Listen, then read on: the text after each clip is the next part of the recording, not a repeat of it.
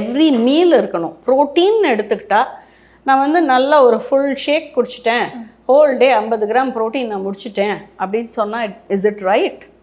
No. ஆனால் என்ன ஆகுதுண்ணா, மார்னிங்கே நீங்கள் தான் சொன்னீங்க நிறைய ட்ரை ஃப்ரூட்ஸ் சாப்பிடுங்க, சீட்ஸ் சாப்பிடுங்கன்னு. எல்லாத்தையும் ஊற வச்சு மார்னிங்கே நான் கொஞ்சம் பால் பனானாலாம் போட்டு ஒரு மில்க் ஷேக் குடிச்சிட்டேன்னா ஓகே தானே? அது பிரித்து சாப்பிடணும். ஏன் அது மாதிரி? அப்போ தான் வந்து body will use it. Okay, please understand. If it is 50 gram ப்ரோட்டீன்னா அதை 3ஆக பிரித்து 3 வேளையிலையும் இருக்கிற மாதிரி நம்ம பார்த்துக்கணும். That's very important. Then only பாடியில் வந்து அது ஃபுல்லாக அப்சார்ப் ஆகும். ஒரே நேரம் you load it, your body may not assimilate the whole thing. இப்போது ஒரு ட்ரை ஃப்ரூட் நான் சாப்பிட்றேன் என்னோட ப்ரோட்டீன் இதுக்காக அப்படிங்கும்போது அதை முழுசாக சாப்பிட்றது பெட்டரா மேம், இல்லை ஒரு ஷேக்காக நான் சாப்பிட்றேன் அப்படின்னா? Both the ways I am okay.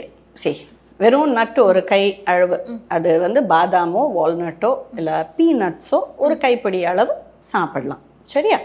சிலர் வந்து ஒரு லிட்டில் மில்க் அண்ட் நட்ஸ் போட்டு லிட்டில் ஃப்ரூட் போட்டு அதை ஷேக்காக காலையில் பிரேக்ஃபாஸ்ட்டுக்கு தே ட்ரிங்க், அது கூட it is okay, no problem. இப்போ நான் வந்து ஜூஸ் ஐட்டமாக ஏதாவது எடுக்கும் போது அது என்னோட குளுக்கோஸ் லெவலை சடனாக அதிகமாக்கிடும், அது மாதிரியான பிரச்சனைகள் இருக்கு? கண்டிப்பாக இருக்குது. நம்ம இப்போ பேசுனது வந்து வெறும் nut, milk and a little bit of fruit instead of breakfast.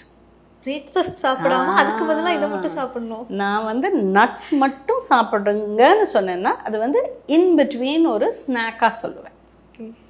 ஹோல்சமாக இருக்கணும். பாலில் ப்ரோட்டீன் வரும், நட்ஸில் உங்களுக்கு வந்து ஃபேட் வரும். ஒரு ஃப்ரூட் கொடுத்தீங்கன்னா ஃப்ரூட்டில் வந்து யூ கெட் சம் எனர்ஜி. எல்லாத்தையும் மிக்ஸ் பண்ணி some people have this as a shake for breakfast.